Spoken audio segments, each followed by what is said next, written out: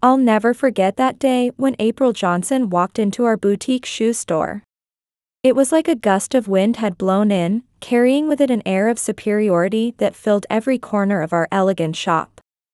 I was 28 then, working as a sales associate in this high-end store nestled in the heart of downtown. The soft lighting that usually highlighted our designer shoes seemed to dim in comparison to April's commanding presence. At 40, April was a well-known figure in our town, the owner of a successful supermarket chain. Her success was a testament to her ambition and hard work, having climbed from humble beginnings to the pinnacle of the business world. But that morning, as I greeted her with a carefully practiced smile, I could sense that her success had gone to her head. "Good morning, Mrs. Johnson. It's an honor to have you back," I said, my voice steady despite the knot forming in my stomach. I was already familiar with April's reputation, and I watched as she cast a critical eye over our shelves, her gaze lingering on our most expensive shoes with an air of disdain. "I need something truly special today, Grace," she said, her voice dripping with condescension. "Something no one else has. You understand, don't you? I can't look like those poor people at my event." I felt a wave of discomfort wash over me, but I pushed it down, maintaining my professional demeanor. "Of course, Mrs. Johnson. Perhaps our exclusive collection imported from Italy might suit your refined taste," I suggested, leading her to a special area of the store. As we walked, April continued to reveal her warped values. She spoke about expectations, respect, and how someone of her level couldn't be seen in shoes that just anyone could buy at a sale. With each word, I felt a growing knot in my chest, a mix of frustration and sadness at how someone could be so disconnected from the real world. I tried on several increasingly extravagant shoes for her, patiently fitting each one despite her growing irritation. "This one feels good, but it lacks the impact I'm looking for," she complained. "Don't you have anything more special? Something that screams power and status?" I excused myself to fetch another pair from our stockroom, my hands shaking slightly as I carried the box back. Kneeling at April's feet, I carefully opened the box to reveal a pair of gleaming high heels. "Please try these, Mrs. Johnson. They're from our exclusive collection, just arrived from Switzerland," I said, keeping my voice steady. As I helped her into the shoes, I could feel my discomfort growing. I knew April was a difficult customer, but I still hoped these shoes would meet her high expectations. April eyed the shoes suspiciously, then turned her gaze to me. I could feel my hands trembling slightly as I adjusted the straps. "I really hope these are good, Grace," she said, her voice laced with doubt. "So far, nothing you've shown me seems worth the price tag." Then came the words that felt like a slap across my face. "Are you sure you're qualified to work in a store of this caliber?" I took a deep breath, willing myself not to show any emotion. "I assure you, Mrs. Johnson, we're all trained to provide the best service. These shoes are of the highest quality and truly special," I replied calmly, focusing on adjusting the shoe. But April wasn't finished. She looked at the shoes, then back at me, her words cutting deep. "Special? Grace, if these shoes were truly special, I wouldn't feel like I'm trying on something anyone with a credit card could buy. This is why people like you work in retail, and people like me make the real decisions." I swallowed hard, the humiliation almost unbearable, especially coming from someone I was trying to help. Little did I know that the very next day, this same woman would be shocked by what I would do for her daughter. As April's words hung in the air, I felt a lump form in my throat. I swallowed hard, trying to maintain my composure as I replied, assuring her that I understood her concerns and respected her opinion. I offered to help find something specific if she had anything particular in mind. But April wasn't finished. She roughly took off the shoes and stood up, her words cutting deeper than any knife could. She suggested that perhaps the problem wasn't what she was looking for, but the person trying to help her find it. How could I possibly understand what someone like her needed when I'd never been in her position? As she walked towards the exit, her parting words stung like salt in an open wound. She said I had a lot to learn from her, but doubted I had the ability or refinement to do so. I stood there, frozen, as April's comments made me acutely aware of the invisible wall separating our realities. In that moment, memories of my childhood on a rural farm came flooding back. I was born into a humble family, our lives revolving around fieldwork. From a young age, I learned the value of hard work and perseverance, helping my parents with farm chores before and after school. It wasn't a life of luxury, but it was rich in family love and unity. I always dreamed of making a life that would give my parents a little pride and security. That dream led me to move to this city in search of a better life. But city living came with its own set of challenges, paying rent, sending money home to my parents. It was a constant struggle. I started working at this high-end shoe store, a job that demanded constant patience and a smile. As I faced difficult customers like April, I found myself organizing the last shelf, contemplating the irony of my situation. Here I was, selling shoes I could never afford to people who barely acknowledged my humanity. The humiliation I'd just experienced from Mrs. Johnson wasn't an isolated incident, but one of many difficulties I faced daily. I couldn't help but question, is this really worth it? Is this bringing me closer to the person I want to be? The weight of these questions seemed to grow heavier with each passing day. I knew how much it would pain my parents if they knew about my struggles. That's why I kept my daily hardships to myself, focusing instead on maintaining a sense of gratitude. But on nights like this, when the silence of the closed store mingled with the coldness of the indifference I'd received, I felt particularly vulnerable and demotivated. As I finally closed the store door and turned off the last light, I gazed out at the bustling street. Watching people hurry by, trying to escape the approaching night, I felt a mix of wonder and resentment at their obliviousness to my inner turmoil. It was moments like these that made me question everything, my choices, my dreams, and the path I was on. But little did I know that the very next day would bring an event that would change everything, not just for me, but for April Johnson as well. Meanwhile, April arrived home, still seething with frustration from her encounter at the shoe store. She slammed the front door shut, the sound echoing through the wide hallways of her modern mansion in the suburbs. Without bothering to remove her coat, April marched straight to the kitchen. In the soft evening light filtering through the large windows, she roughly tossed her designer handbag onto the table.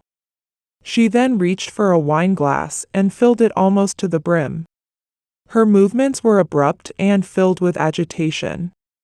Glass in hand, April began pacing back and forth across the room. Each step resonated on the marble floor.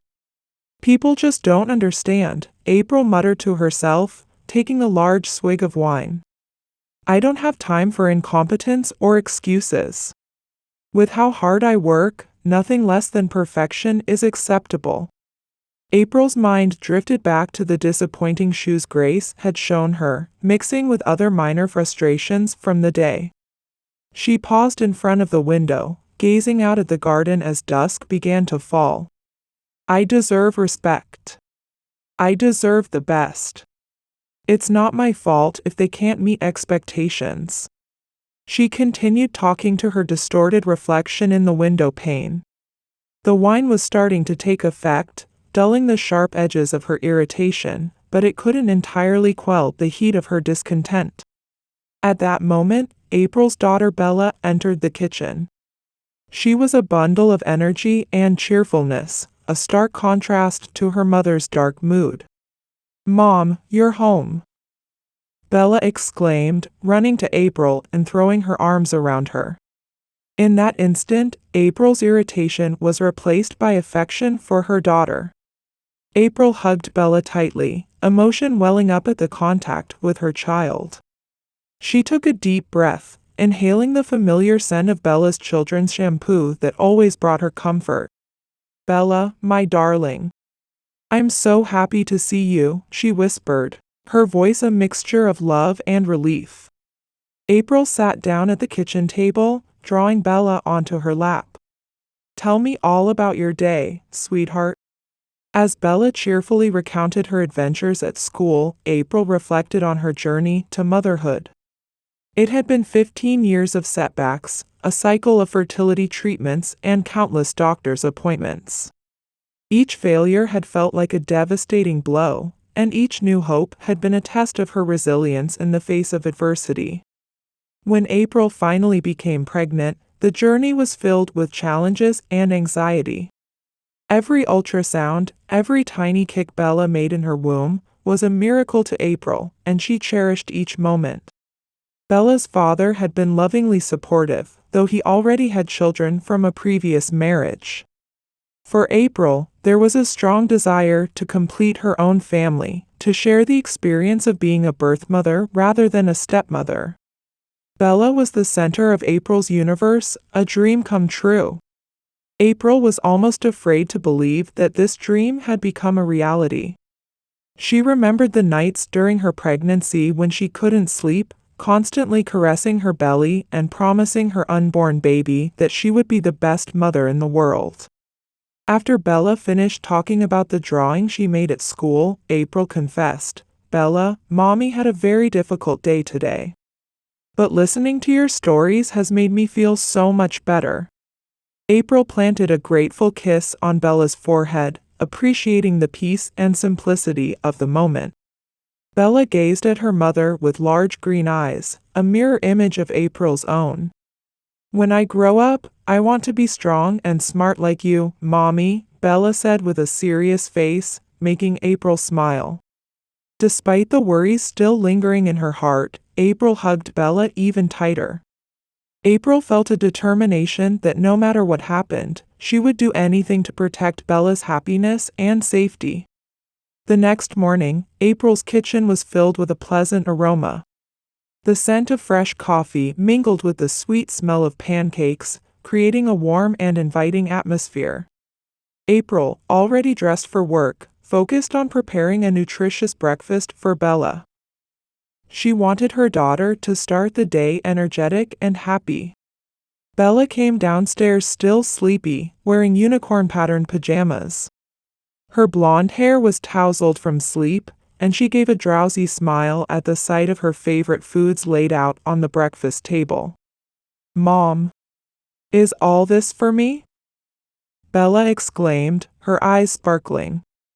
April kissed Bella's forehead and helped her into her seat at the table. She poured herself a cup of coffee and sat next to her daughter, watching as Bella enthusiastically dug into her breakfast. "Anything exciting happening at school today?" April asked. Bella nodded eagerly, her mouth full of pancakes. Bella's eyes sparkled with excitement and a hint of secrecy as she told her mother about the art class scheduled for that day.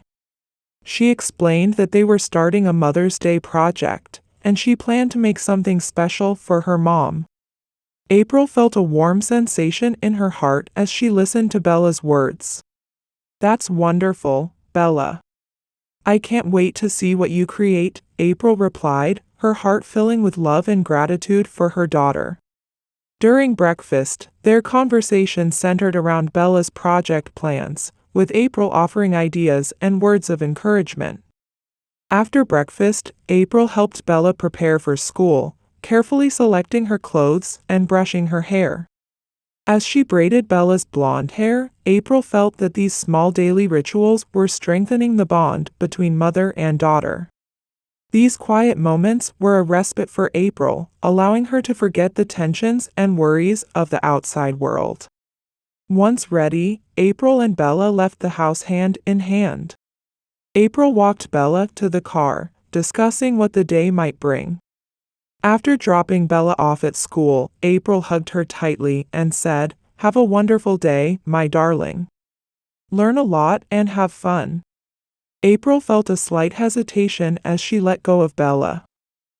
Bella waved goodbye with a smile and ran towards the school entrance. April watched until Bella entered the school, then paused for a moment, lost in thought, before taking a determined breath and heading to work. She got into her car, ready to start another day, her heart feeling a little lighter. When April arrived at her office, Bella's final smile as she entered school was still resonating in her heart. As soon as she sat at her desk, she immersed herself in the day's work. She checked reports, responded to urgent emails, and prepared for several meetings scheduled for the day. Her office, located on the top floor of one of the most impressive buildings in the city, was a sophisticated and functional space. It reflected her decisiveness, organizational skills, and leadership style that always looked one step ahead. Near noon, as April was preparing for a board meeting, the TV news caught her attention. The screen showed dark clouds gathering over the city, and the meteorologist was warning of the most severe storm of the season approaching. April paused for a moment, feeling a surge of worry. Storms in the city could be devastating, and April's first thought was of Bella's safety. She temporarily left her desk and walked to the window, looking up at the increasingly dark sky. Considering the clear morning they had, this weather change seemed almost surreal. She picked up the phone and called Bella's school. April's professional tone changed to that of a concerned mother.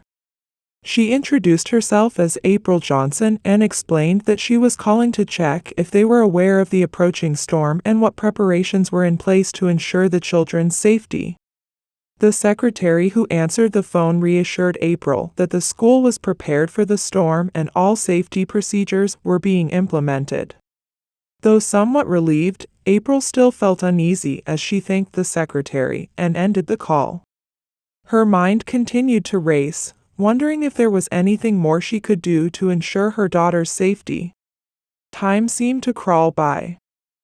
The reports April was reading were constantly interrupted by thoughts of the storm and Bella's safety. When the end of the workday finally arrived, April was ready to leave the office. She hastily packed her things and cast one more worried glance at the completely overcast sky. "I need to get to the school before the storm hits," April muttered to herself as she left the building and faced the impending storm. As she got into her car and drove under the threatening sky, April felt a mix of determination and fear. The news of the storm had disrupted her day, turning her usual work routine into a race against time. April adjusted the speed of her wipers, but even at their highest setting, she could barely maintain visibility. The roads quickly became waterlogged, and traffic soon descended into chaos. Cars moved at a snail's pace as drivers struggled to navigate the flooded streets. April felt her heart racing, her anxiety and frustration growing with each second stuck in traffic. She tried calling Bella's school again, but the line was busy, further fueling her worry. The clock on the car's dashboard seemed to move in slow motion, with each minute feeling like an hour. Finally, April arrived at Bella's school. The scene that greeted her was desolate. Part of the wall surrounding the school had collapsed, and rainwater had flooded the schoolyard and first-floor classrooms.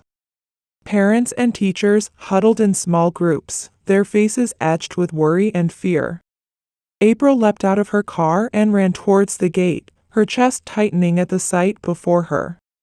As she caught snippets of conversation from those around her, April was struck with terror upon hearing that the current was extremely strong, sweeping everything away, and that one child had been carried off by the water. Trying to maintain her composure, April approached a group of teachers. "Please," she pleaded, her voice trembling. "Can someone tell me about Bella? Is she safe? Where are the children?" But no one answered. The people around her seemed like blurry shadows, their voices an incomprehensible mix of fear and urgency. The rain continued relentlessly, each drop seeming to drive despair deeper into her heart. Suddenly, a familiar figure emerged from the crowd. It was the school principal, Mrs. Carolyn. Known for her calm and decisive demeanor, her face bore a gravity April had never seen before. As their eyes met, April felt a chill run down her spine. Mrs. Carolyn called out to her, her voice trembling as she tried to be heard over the incessant rain. April rushed to her, her heart constricting with fear. "Carolyn, please, tell me my daughter is safe." April pleaded, her words breaking with anxiety as she fought back tears. The principal grasped April's hand tightly, trying to offer some support amidst the chaos. With a pained expression, Carolyn delivered the devastating news: Bella was missing, possibly swept away by the current during the evacuation. April felt her legs give way beneath her, her breath coming in short gasps. The principal's words echoed in her head like a nightmare. "This can't be happening. Bella. My little Bella," April whispered.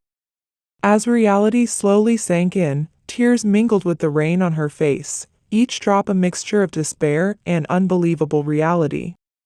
Mrs. Carolyn, though sharing in the horror, promised in a strong voice that they were doing everything possible. Rescue teams were searching for Bella and the other children, and they wouldn't give up until they found her. April could only nod, unable to form words. The only thing she could cling to now was the hope that her daughter would be found alive. In that moment, April felt the weight of time. Each second seemed to stretch into eternity. With a heart on the verge of breaking, she stared at the principal, desperately seeking some comfort or sign of hope. Firefighters and rescue workers were running around the flooded school grounds, searching for any trace of the missing children. The sound of sirens and shouted instructions drowned out the relentless rain. April stood in the rain, watching the scene unfold before her. She observed every movement with a mixture of hope and fear. A firefighter approached April. He explained that while they were doing their best, he wanted her to understand the gravity of the situation. The current had been extremely strong and fast, and as far as they knew, her daughter couldn't swim. He stressed that while it was important to keep hope alive, they also needed to be realistic about the challenges they faced. Though he tried to maintain his composure, his eyes betrayed the harsh reality of his words. April felt as if a cold fist had gripped her heart. "I understand. I really do," she replied, desperately trying to keep her voice from shaking. "But please, keep searching. She's my everything. I can't just accept the worst as if it's any ordinary day." Her words were both a desperate whisper of a mother and a prayer not to succumb to fear. The firefighters returned to their search, their flashlights cutting through the deepening darkness as night approached. April stood in the mud and rising water, watching every move the rescue workers made in the murky flood that now covered what was once the school playground. As time passed with no news of Bella, her despair grew. April couldn't sit still or leave, pacing back and forth, driven by a restless, nervous energy. In her mind, images of Bella playing, laughing, and running to her after school mixed with terrifying visions of her struggling against the raging current. I had just finished work and was heading home through the rain when I heard a cry that cut through the monotonous sound of the downpour. At first, I thought I was imagining things, but then I heard it again. It was unmistakably the sharp cry of a young girl calling for help. I looked around and spotted a small girl about 100 feet away, struggling against the current that had formed in the street. She was alone, desperately fighting not to be swept away. Without hesitation, I ran towards her. In that moment, I forgot my own fear and surrendered myself to the urgency of the situation. The water had already reached my waist, and its force was so strong that even as an adult, I could barely stand. When I reached the girl, her face was contorted with fear as she fought to stay afloat. "It's okay. I'll help you," I shouted over the sound of the rain. "What's your name?" I asked. She looked up at me with big eyes wet with tears and answered in a trembling voice, "Bella." I gripped Bella's hand tightly and told her my name was Grace. I promised to get her out of there and told her to hold on to me tightly. I pulled her closer, wrapping her in my arms. "You're safe now, Bella," I reassured her, trying to calm the girl as I began to move towards safer ground. The current tried to push us back, but I held on tight, each step a battle against the water's force. I felt the weight of responsibility as I looked at Bella. Her eyes reflected fear, but also trust. "We're almost there, Bella. Let's keep going," I encouraged her as we continued to fight against the flow. When we finally reached my house, I quickly closed the door, shutting out the sound of the storm. Inside, it was dark and cold. The power had been cut off early due to the storm. I took Bella to the bathroom, helped her out of her wet clothes, and quickly found some dry, warm clothes from my closet for her to wear. As I helped her change, I couldn't help but think of my own childhood, growing up on a farm in rural state. We often faced harsh weather, but nothing quite like this. The strength I found in myself at that moment reminded me of my mother, who always seemed to find courage in the face of adversity. I wondered if this is what she felt like when she protected us from the tornado that nearly destroyed our barn back in '69. "These might be a bit big for you, but they'll keep you warm," I said to Bella, my voice softer now that we were out of immediate danger. The adrenaline was starting to wear off, and I could feel my hands shaking slightly as I helped her into my old sweater. It was the one I used to wear on chilly mornings when I would help my father milk the cows before school. As I looked at Bella, wrapped in my clothes, safe but still scared, I felt a mix of relief and concern. I knew we weren't out of the woods yet. We still needed to find her parents and make sure she got home safely. But for now, in this moment, I had done what I could. I had saved this child, just as I would have wanted someone to save me if I had been in her shoes. It was a small victory against the chaos of the storm, but it felt monumental. As Bella started to warm up wrapped in a thick blanket, I carefully checked her for any injuries. I found a few scrapes and bruises, so I treated each one with the first aid kit I had at home. "This might sting a little, but it'll heal quickly," I explained softly as I applied antiseptic. After tending to her injuries, I took Bella to the kitchen to prepare some food. I made a sandwich with what I had on hand, thinking back to how my mother always said a good meal could cure almost anything. "Here, eat up. You've been through a lot, and you need your energy," I said, handing Bella the sandwich. Although she still seemed shaken, Bella began to eat slowly. Watching her, I felt relieved that she had escaped immediate danger. As Bella ate, I sat beside her, lost in thought. I reflected on the day's events, surprised by a courage I didn't know I had. Never in my wildest dreams did I imagine I'd be facing a flood to save someone. Yet, seeing Bella safe now, I felt proud that I had made the right decision. It reminded me of the time my father saved our neighbor's child from a burning barn back in '72. He always said you never know what you're capable of until you're tested. "How are you feeling now, Bella?" I asked, wanting to make sure she was comfortable not just physically, but emotionally too. Bella looked up at me with her big eyes, a small smile beginning to form on her lips. She said I was like a hero, thanking me with a serious expression that seemed beyond her years. I laughed gently and stroked her hair, telling her anyone would have done the same. I assured her we'd stay warm and safe, and that we'd find her mother together. As we cuddled on the sofa, listening to the lingering storm outside, I was reminded of nights spent in our storm cellar back home, waiting for tornadoes to pass. After a while, Bella and I discussed how to contact her mother. When Bella remembered her school's phone number, I immediately dialed it on my cell phone. Carolyn, the principal, answered, and I quickly explained that Bella Johnson was with me and safe.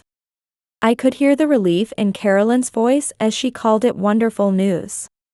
She told me that she would inform Bella's mother, April Johnson, right away. I gave her my address and thanked her for her help, feeling a weight lift off my shoulders. As I hung up the phone, I realized that this ordeal was far from over, but at least now, help was on the way. Carolyn immediately headed towards April, who was in the gymnasium with other worried parents. Approaching April, Carolyn quickly handed her a piece of paper with Grace's address written on it. She informed April that her daughter, Bella, had been found and was safe at this address. With trembling hands, April took the paper, tears of relief welling up in her eyes. She thanked Carolyn and rushed to her car, determined to get to her daughter as quickly as possible. The house April arrived at was modest, with no lights on. The entire area was likely without power due to the storm. Without wasting a moment, April ran to the house and knocked frantically. Her voice, almost drowned out by the storm, pleaded, "Please, please let me in. I'm looking for my daughter, Bella." The desperation in her voice was palpable, a mother's fear and hope intertwined in every word. The scene was reminiscent of those tense moments during the Great Floods of '93, when families were frantically searching for their loved ones. April's actions mirrored those of countless parents who had faced similar fears throughout history, from natural disasters to wartime evacuations. Her determination to reach her child, despite the dangers of the storm, spoke to the universal power of a parent's love. As she stood there, pounding on the door, April was every mother who had ever feared for her child's safety, every parent who had ever prayed for a miracle. The quiet house before her held the answer to her prayers, though she didn't know it yet. Inside, Grace and Bella were about to witness the powerful reunion of a mother and her child, a moment that would remind them all of the strength of family bonds in the face of adversity. As I opened the door, our eyes met, and a moment of surprise and awkward silence hung in the air. I hesitated for a second, remembering the unpleasant encounter at the store just yesterday, but then I opened the door wide, wordlessly inviting April in. The rain continued to fall outside, providing a rhythmic backdrop to the tense situation. I could see the confusion in April's eyes as she realized I was the one who had saved her daughter. It was as if she was trying to reconcile the image of the saleswoman she had been rude to with the person who had rescued her child. Before either of us could speak, Bella's eyes lit up at the sight of her mother. She ran into April's arms, crying out "Mommy," with a mix of joy and relief that brought a lump to my throat. As the initial excitement of their reunion settled, Bella began to recount her terrifying experience. Her eyes still shone with residual excitement and adrenaline as she described how quickly the water had risen and how scared she had been. I watched as April held Bella tightly, whispering words of comfort and apology. The pain in April's voice was palpable, and I could see the guilt washing over her face with each word Bella spoke. Bella continued her story, her voice filled with wonder as she described how I had appeared and grabbed her hand, refusing to let go even as the current tried to pull us away. The admiration in her voice as she recounted how I brought her to safety made me feel both proud and embarrassed. I hadn't felt like a hero, I'd just done what anyone would do. As Bella detailed how I treated her wounds and made her a sandwich, I could see April's expression changing. The realization of what I'd done seemed to be sinking in, and I could almost see the wheels turning in her head as she remembered our interaction at the store. The shame and regret were evident on her face, and I felt a mix of sympathy and vindication. It was like watching someone come to terms with a hard truth, much like when my father finally admitted he'd been wrong about my career choice after years of disapproval. I stood there, unsure of what to say or do next, feeling like I was watching a pivotal moment unfold before my eyes. As I watched April struggling with her emotions, I could see the weight of her regret in every tear that fell.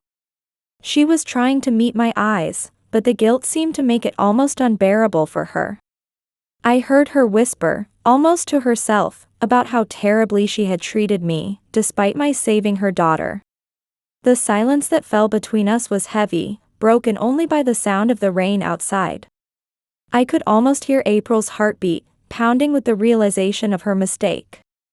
When she finally spoke, her voice was low and sincere. She told me she deeply regretted yesterday's incident. April acknowledged that her words had been unacceptable and unfair, especially considering the kindness I had shown her daughter today. She struggled to maintain her composure as she admitted there was no excuse for her behavior. I listened quietly, my face neutral but my eyes a mix of caution and kindness. April continued, explaining that she had been stressed about other things and had taken it out on me. She recognized that it had been completely wrong, that I had only been trying to help, and that she hadn't behaved as she should have either as a human being or as a customer. Her voice cracked as she expressed how ashamed she felt about her actions, especially in light of what I had done for Bella today. April looked into my eyes, seeking forgiveness. She asked if I could forgive not just her words, but her rudeness towards me. She acknowledged that she could never repay me for saving her daughter, but wanted to start by making amends for her mistake. I nodded slowly, a small smile forming on my lips. Sometimes, it takes a big event to make people see the error of their ways. I told April that I accepted her apology, understanding that everyone has bad days.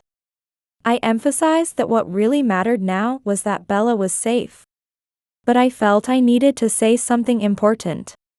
I stayed calm, even though the message I wanted to share was clear. I understand, April. Everyone makes mistakes, and we all have bad days. But I believe the real test of character is how we learn from those mistakes, and how we grow from them. I've watched how you've handled everything today, how you've taken responsibility and apologized. That shows me that you're capable of owning your mistakes and that you truly want to change. April listened carefully, clearly moved by my words. Thank you, Grace. I really appreciate your understanding and your words. I've had a lot to think about, and I promise I'm going to take this lesson seriously. After that deeply emotional and clearly unforgettable moment, April and Bella started preparing to leave my home, ready to head back to theirs. April turned to me, her eyes filled with gratitude. Grace, I really can't thank you enough. You didn't just save Bella, you opened my eyes to things I needed to see and understand. Your kindness and understanding didn't just make us feel safe, they gave us a chance for a better start. I smiled, feeling a mix of satisfaction and humility. I'm glad I could help, April. I'm just relieved that Bella is safe. And know that you're always welcome here. Despite the challenges of the day, it was clear that the bond between us had grown stronger than ever. Bella had been quietly listening to our conversation, and she gave me a tight hug. Thank you, Grace. Today, you were my hero. I hugged her back, feeling that new emotional connection between us. Come on, Bella. Let's go home and get some rest. April reached out her hand to her daughter, and together, they walked toward the door. Before leaving, April turned to say her final goodbye, and saw Grace watching them from the entrance. The walk back home was quiet, the rain had finally stopped, and the sky began to brighten. In the car, April reflected on the events of the day. Remember, Bella, when you think back on today, how kindness and understanding can make all the difference.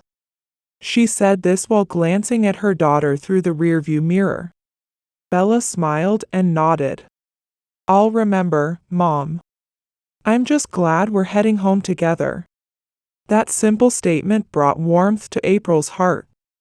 She knew that the day's challenges would leave lasting lessons, but she was certain that with love and support, they could face any future obstacles. When they arrived home, April felt deeply grateful for their safety, for having her daughter by her side, and for finding an example of strength and compassion in Grace. News of Grace's bravery quickly spread through the neighborhood. It didn't take long before the entire community heard about the courageous actions of the young shop assistant who risked her life to save the daughter of the town's most well-known businesswoman. The story touched people's hearts, and they came to see Grace not just as a shoe store clerk, but as an example of true bravery and selflessness. A week after the event, the local residents decided to hold a small ceremony to thank Grace. Invitations were sent out, and the area surrounding the town square began to take on a festive atmosphere.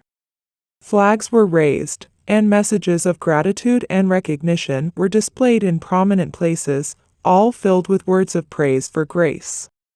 The day of the ceremony, I walked toward the square with my family and friends by my side. I felt an overwhelming sense of emotion rise up in me. I hadn't expected this kind of recognition, and to be honest, all the attention made me a little embarrassed.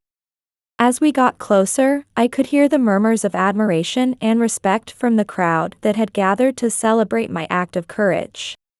There were community leaders, firefighters, and of course, April and Bella were there too. They looked deeply moved, just like everyone else. April had prepared a short speech, and when it was her turn to speak, she couldn't hold back her tears.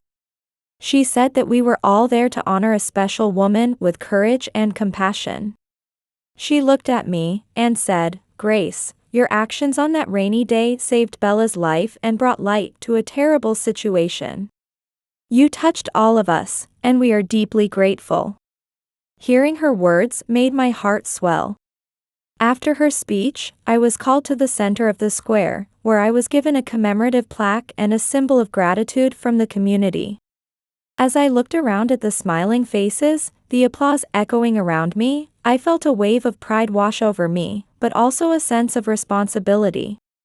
I told them, I only did what I thought was right, and I would do the same again in the same situation. It's an honor to receive this recognition, and I'm truly grateful, but please remember, each one of us has the power to make a difference in someone's life. We don't have to wait for a storm to become a hero. The celebration continued with music and light refreshments, and the townspeople had the chance to come up to me personally to offer their congratulations. After Bella's heroic rescue, April was deeply shaken. The days that followed were filled with deep reflection on her actions and what she truly valued. She sat in her home office, staring out the window at the view beyond. April began to notice an unsettling pattern in her behavior. "I've been too focused on climbing the social and professional ladder," she muttered to herself, twirling a pen between her fingers. Status and recognition had seemed so important, but in hindsight, she had lost touch with her humanity in moments with others. That included her relationship with Grace. Admitting that was difficult. Each word was a reminder of past mistakes. Determined to make a significant change, April decided to start in the most challenging place she could think of. The next morning, she arrived at the grocery store with a new perspective. She gathered all the managers and employees for a meeting, unlike the usual performance reviews or sales strategies. "I don't want our company to just be a place where people come to work. I want it to be a place where everyone, no matter their position, is valued and respected," April declared. Her voice carried a conviction that caught the employees off guard, and they watched her with a mix of surprise and caution. April continued, "We're launching an employee support program. It won't just include traditional benefits, but also space for personal growth and professional development. We'll create a system where everyone has a voice and can contribute to improving the workplace." She gradually implemented these changes, personally overseeing the progress and involving herself at a level she hadn't before. April spent more time with the employees, getting to know them not just as coworkers but as individuals. Each shared story, each smile exchanged at the register or in the stockroom, strengthened her resolve. These changes extended into her personal life as well. April made a point to cherish the small moments with Bella, spending time in conversation and play without being interrupted by work calls. She also reached out to Grace, not just to offer support, but to build a genuine friendship based on the mutual respect that had grown from that traumatic event. As April looked back on the months after the storm, she realized that the true measure of success wasn't climbing the social ladder or accumulating wealth. It was about making a positive impact on the lives of those around her. It was a profound shift, marking the start of a new chapter, one rooted in humility and a clear intention to do good. I remember the day when Amy, the owner of the shoe store where I worked, called me into a private meeting. The store had just resumed regular operations, and the flow of customers was stable. It felt like a sign that life in the town was slowly returning to normal. Amy smiled at me encouragingly and said she had watched my work, especially my remarkable actions during the storm. She told me I had shown leadership and courage, which was exactly what our store needed for a higher role. I felt a surge of surprise and hesitation as I asked if she was offering me the position of store manager. Amy nodded and affirmed that she believed I was the right person to lead the team. She said I was already respected by everyone here and had the ability to handle situations under pressure. How could I not feel a mix of excitement and responsibility at that moment? This was the beginning of a new chapter in my life, a new challenge that promised great rewards. I told her I would gladly accept the offer and would do my best. My heart raced with anticipation, beating fast at the prospect of the future ahead.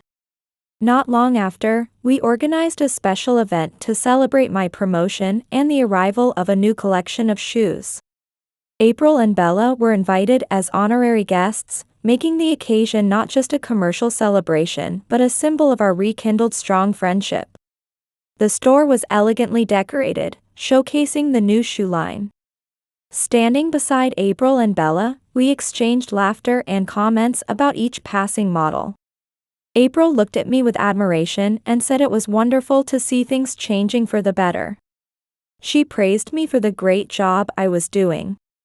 I felt a grateful smile spread across my face as I responded to her, thanking her for being there. Having both of them by my side meant the world to me. Bella squeezed our hands, looked up at me, and asked if I could design a pair of shoes just for her one day. I laughed and told her, of course, that would be one of my first projects in my new position. The event continued with a toast to celebrate the new manager, the new collection, and the power of friendship and forgiveness. April, Bella, and I stood together, bonded more strongly than before, looking forward to the future with hope and enthusiasm. No matter what challenges lay ahead, I felt certain we had each other's invaluable support. My story, the tale of a saleswoman who faced humiliation from a customer but saved that very customer's daughter, serves as a powerful reminder that actions speak louder than words. It was in times of crisis that a person's true character is revealed. Not only did I save Bella from the flood, but I also forgave April, helping her to rethink her actions, demonstrating a kind of spiritual greatness. If you enjoyed this story, please give it a thumbs up and subscribe to the channel. Your support helps us continue sharing wonderful stories every day. Don't miss the amazing stories that will appear next on the screen. Thank you for your support. Until next time, take care.